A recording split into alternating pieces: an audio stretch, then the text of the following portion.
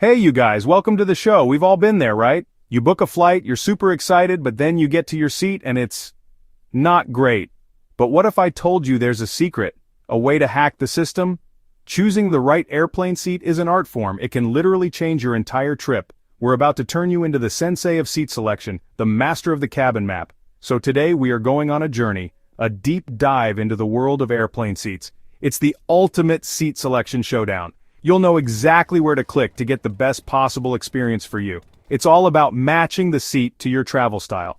Get ready to take some notes because this is going to be good. We're going to cover everything you need to know to become a travel pro. So buckle up because your flight to total comfort and travel genius is about to take off. Let's get into it.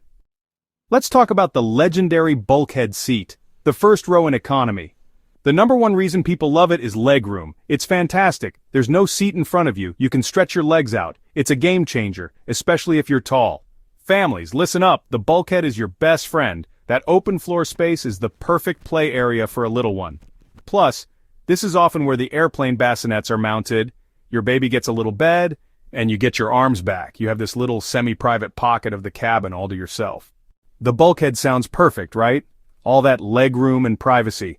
But there's a catch. No underseat storage. Everything, including your backpack, has to go into the overhead bin for takeoff and landing. Imagine realizing your headphones are in your bag when the seatbelt sign is on. You have to wait to retrieve your stuff. It requires planning. This is an important factor to consider. The Bulkhead might drive you crazy if you like having a whole setup at your seat. So ask yourself, am I a minimalist or a maximalist traveler? With the Bulkhead, you're dependent on the overhead space right above you. It's a pain when it's time to deplane if your bag is stored several rows back. Let's discuss a quirk of the Bulkhead seat. Where's the tray table? It's tucked inside your armrest. These tray tables are often smaller and flimsier than regular ones. The armrests are solid and immovable. There's no seat back for the entertainment screen. The screen is on a swing-out arm. The Bulkhead offers legroom but takes away with other features. Weigh the pros and cons for your travel style. Okay, moving on. Let's talk about the other heavyweight champion of legroom, the exit row seat.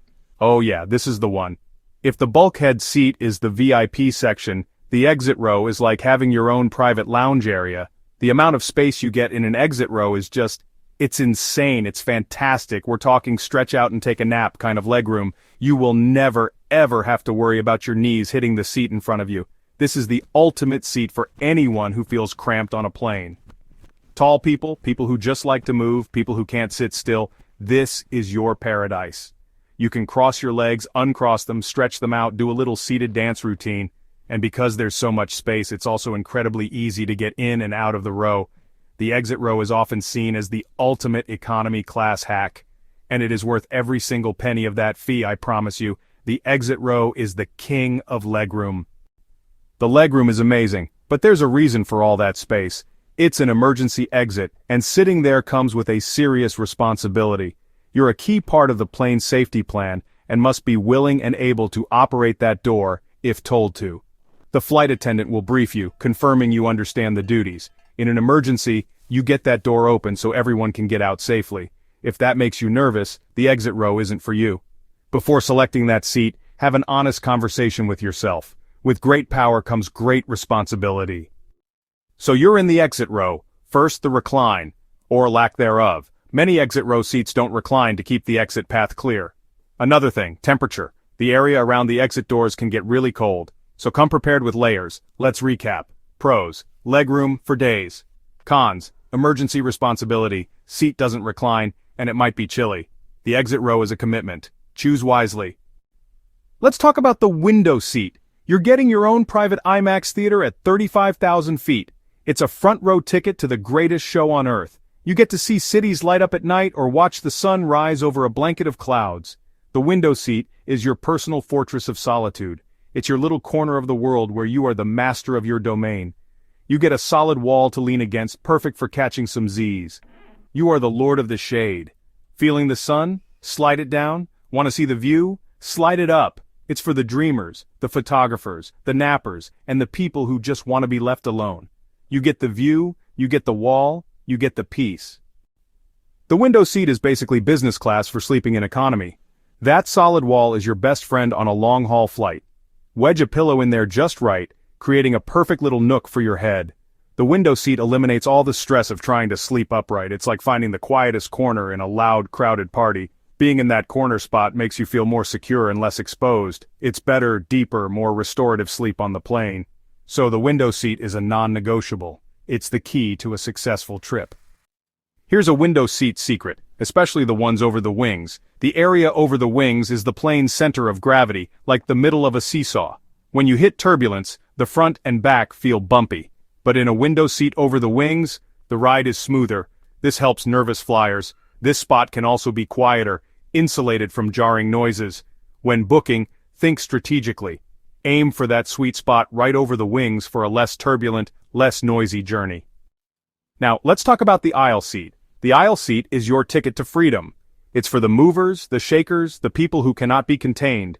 You have direct access to the aisle. You can stretch your legs or use the restroom. You just get up and go. It gives you a sense of autonomy and control over your own comfort. So, the aisle seat is for the restless, the well-hydrated, and the claustrophobic. It's about prioritizing freedom of movement and convenience. And for many people, that is a trade they will happily make every single time. Let's talk about a major perk of the aisle seat, the illusion of extra legroom. You have the aisle, an unofficial extension of your personal space. You can stretch one leg out, unbend your knees, and get some circulation back. It's a lifesaver, especially for tall people. Be mindful of others, but the ability to stretch is invaluable. It helps prevent stiffness and that feeling of being trapped. It's about having options and feeling more in control of your space. The aisle seat is the clear winner. You're buying the option to stretch. Just be prepared to be the gatekeeper of your row.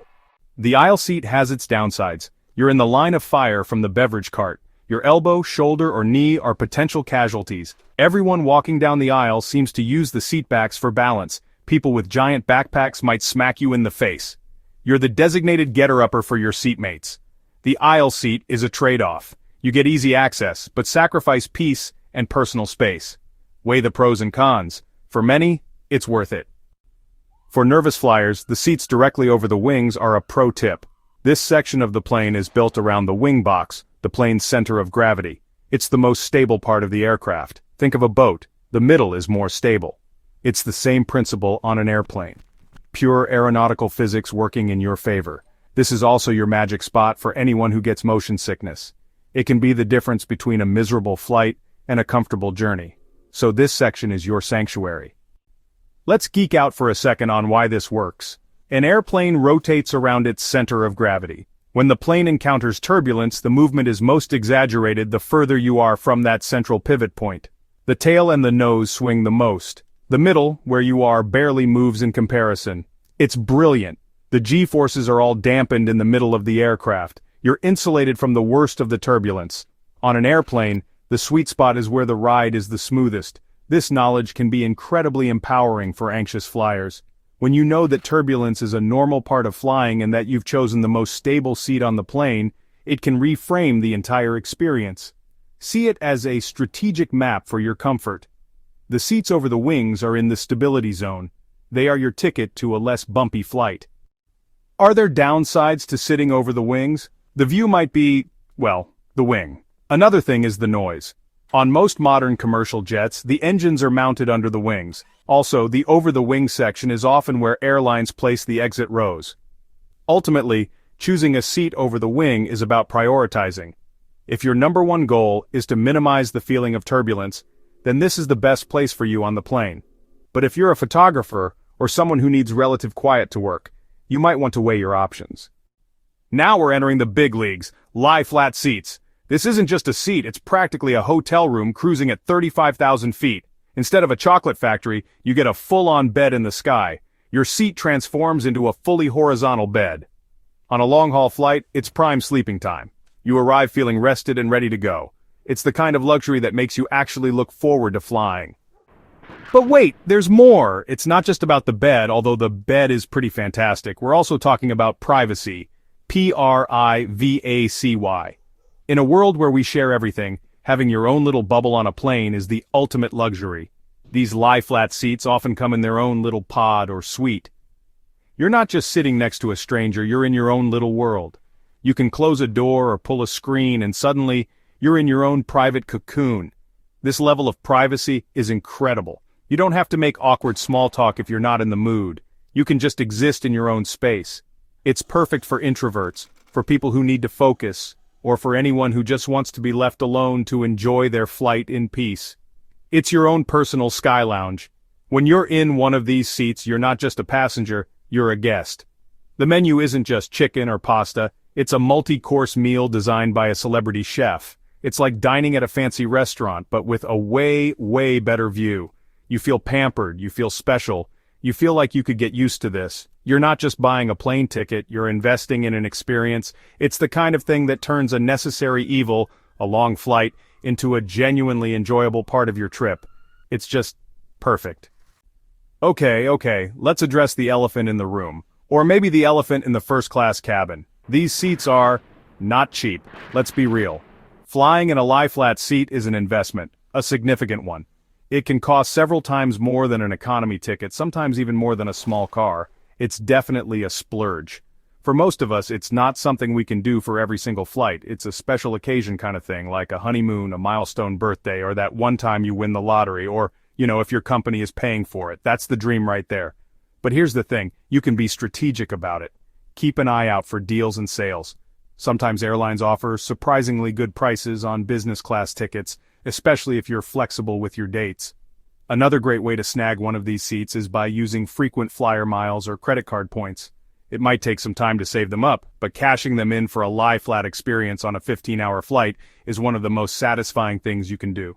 It feels like you've cracked the code, like you've beaten the system. It's a total travel triumph. So, who is this seat really for? It's for the long-haul warrior, the person flying across oceans and continents. If you're on a flight that's more than 8 or 9 hours long, especially if it's overnight, the value of arriving well-rested is immense. It can literally save you a day or two of being a jet-lagged mess. For business travelers, it's a no-brainer.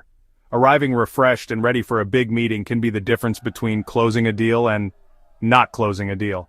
It's an investment in your performance. And for vacationers, it's the ultimate way to kick off your trip in style. Imagine starting your honeymoon or that once-in-a-lifetime adventure not with a sore back and no sleep, but with a leisurely breakfast in bed as you descend towards your destination.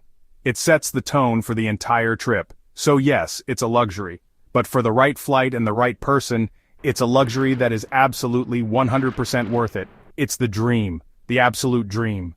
Let's talk about the very back of the plane, specifically the rear window seats. The back row has a secret superpower. It's a sanctuary, a quiet corner that can be your personal haven. You have a solid wall behind you so no one is kicking your seat. It's just you, the window, and the sky.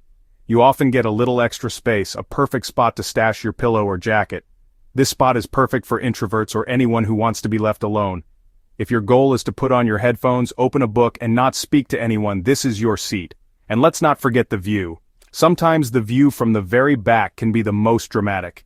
You get this amazing panorama that includes the wing and the tail. So if you're looking for peace, quiet, and a cool view, don't dismiss the back row. The back of the plane is generally quieter. You're away from galleys and crying babies. The engine noise can be soothing. It's a different kind of quiet, removed from the center of activity. However, there is a catch: deplaning time. In the last row, you're the last off. If you have a tight connection, this isn't the seat for you. You're trading speed for serenity. Know what kind of traveler you are. Okay, one last thing about the back row, and it's a big one. The bathrooms, the lavatories, the loo, whatever you want to call it. The rear of the plane is command central for bathroom breaks. This can be a blessing and a curse. The blessing? If you're someone who needs to use the restroom frequently, being right there is super convenient. No awkward shuffling past 3 sleeping people in your row. You can just pop up and you're there. It's incredibly practical for people who value easy bathroom access above all else. The curse? Well, where there are bathrooms, there are people. And where there are people, there are lines. During peak times on a long flight, a queue can form right next to your seat. You might have people standing in the aisle leaning against your seat having conversations right next to your head. It can kind of kill that whole peaceful solitude vibe we were just talking about. Suddenly, your quiet nook is the waiting room for the busiest spot on the plane. It's not ideal. And with bathrooms come smells. I'm just gonna say it. Airplane bathrooms are not known for their potpourri and fresh linen scents. Depending on the ventilation and, the usage, you might get some unpleasant odors wafting your way. It's a risk you take. And let's not forget the sound of the toilet flushing, which on an airplane sounds like you're being sucked into a black hole. Hearing that every 2 minutes can get a little old. It's the trifecta of potential annoyances: people, smells, and sounds. So, the rear window seat is a seat of contradictions. It can be the quietest, most private seat in economy, or it can be the busiest, smelliest, and most crowded spot on the plane. It all depends on the specific flight, the plane layout, and your fellow passengers. My advice: look at the seat map. If the very last row is right up against the bathroom wall, maybe pick the row in front of it. That way, you still get most of the back of the plane benefits without being right in the line of fire. It's all about finding that sweet spot. Let's talk about the seats near the bathrooms. Easy access, right? But the convenience is a double-edged sword. You're sitting next to the most popular spot on the entire plane. It's like having a front row seat to a constant parade of people. A never-ending stream of humanity right there in your personal space. It turns your little travel oasis into Grand Central Station at rush hour. It's a lot. Okay, let's talk about airplane bathrooms. Every time that door swings open, you're hit with a wave of industrial-grade blue chemical fragrance. Get ready for the concert of the loud, surprising whoosh of the vacuum flush. Now let's pivot slightly to the galley, but again the noise, the clattering of carts, the clinking of glasses. Galleys are brightly lit and they often don't dim the lights there, even on a red-eye flight. It's a sensory overload. Who are these seats actually for? If you have medical needs or are traveling with small children, the proximity to the facilities might outweigh the negatives. Knowing you don't have to perform an Olympic-level gymnastics routine to get out of your seat can be a huge relief. It's also a consideration for people with mobility issues. Being right there, where you can easily get a flight attendant's attention, can make the entire travel experience less stressful. In these cases, the seat isn't a mistake. It's a strategic choice. It's about knowing your own needs, even if it comes with a side of noise. But for the average traveler, you should probably avoid these seats if you can. Think of it like buying a house next to train tracks. You're better off finding a quieter neighborhood elsewhere on the plane. On a long-haul journey, you might spend hours regretting your decision. So look at the seat map, and just take a moment. Ask yourself, am I feeling lucky? We've talked about the front, the back, the middle, but what if there was another way? I want to talk to you about premium economy. It's not quite the champagne and caviar world of business class, but it is a major step up from a standard economy seat. You just have more room to breathe, to exist. The first thing you notice is the seat itself. It's wider. Those extra inches make a world of difference. It's the difference between your shoulders touching your neighbors and having your own personal buffer zone. And then there's the legroom. Oh, the legroom. We're talking several extra inches of pitch. It's these little things that transform the experience from an endurance test into an actual, enjoyable part of your trip. This isn't just about comfort, it's about arriving at your destination feeling better. Premium economy is that sweet spot where luxury feels accessible, and comfort isn't just a dream, it's your reality. But wait, there's more. The benefits of premium economy elevate the entire experience starting at the airport. In many cases, you get priority check-in, skipping the economy line for a faster queue. Then comes priority boarding. You get first dibs on overhead bin space. Once settled, enjoy a welcome drink, maybe sparkling wine, served in an actual glass. The food is a significant step up from economy, and a nicer amenity kit with quality items. Plus, better noise-canceling headphones. It's the airline acknowledging your extra spend, rewarding you with a more comfortable and pleasant experience. It's the total package. Is premium economy worth the cost? It depends on the flight and on you. For a quick 1-hour flight, probably not. But for a long-haul flight, that's where premium economy shines. If you're going to be sitting for 8, 10, 12 hours, those extra inches of space are priceless. The ability to recline further and get some real sleep can make a difference. On those long journeys, the extra cost can be one of the best investments you make. Consider your travel style and budget. For a special trip, splurging can make the journey part of the celebration. Premium economy offers a leap in comfort for a moderate leap in price. Look for deals, consider using miles, and weigh the cost against the length of your flight. It might just change the way you fly. So there you have it, folks. We've been on a journey. We've gone from the front of the plane to the back, from the window to the aisle, from the quiet corners to the high traffic zones. We've explored everything from the extra legroom of the bulkhead to the luxurious lie-flat beds of business class, and the amazing middle ground of premium economy. It's a lot to take in, I know. It's more than just picking a random number on a seat map. It's about being an informed, savvy traveler. It's about taking control of your own comfort. The biggest takeaway from all of this is that there's no single best seat on the plane. I can't just point to seat 12A and say, that's the one, book it, because the perfect seat is completely personal. It depends on you. Are you 7 feet tall? The exit row is your best friend. Are you a nervous flyer? A seat over the wing will give you the smoothest ride. Do you need to get work done? A quiet rear window seat might be your mobile office. Do you need to get up a lot? The aisle is calling your name. It's all about matching the seat to your needs. Flying doesn't have to be an uncomfortable ordeal that you just have to get through to start your vacation. It can be part of the experience. By taking just a few minutes before you book to think about what matters most to you on a flight, you can dramatically improve your journey. Use sites like SeatGuru, look at the airline's specific seat map, and make a conscious choice. Don't just let the airline assign you a middle seat next to the bathroom by default. You have the power. Choose wisely. So next time you're booking a flight, remember these tips. Think about your priorities, whether it's legroom, quiet, views, or convenience.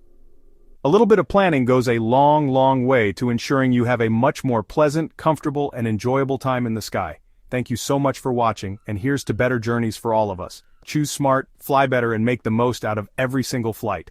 Safe travels, everybody.